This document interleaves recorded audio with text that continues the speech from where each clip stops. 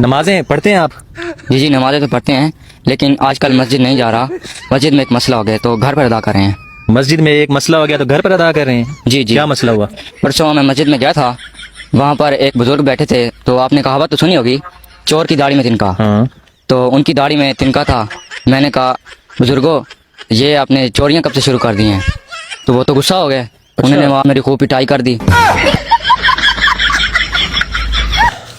ਮਾਮਾ ਹਾਂਜੀ 5-5000 ਰੁਪਏ ਦੀ ਸ਼ਰਤ ਹੈ। ਹਾਂਜੀ ਜੇ ਤੁਸੀਂ ਇੰਗਲਿਸ਼ ਬੋਲ ਦੋ ਹਾਂ 5000 ਰੁਪਇਆ ਤੁਹਾਡਾ ਅੱਜ। ਠੀਕ ਤੇ ਜੇ ਹੋ ਤੁਸੀਂ ਨਾ ਬੋਲਿਆ ਤਾਂ ਤੁਸੀਂ ਮੈਨੂੰ ਦੋਗੇ। ਠੀਕ ਹੋ ਠੀਕ ਹੈ, ਚਲੋ ਐ ਲਓ ਜੀ, ਬੋਲੋ 5000 ਦੀ ਸ਼ਰਤ ਇੰਗਲਿਸ਼ ਬੋਲੋ।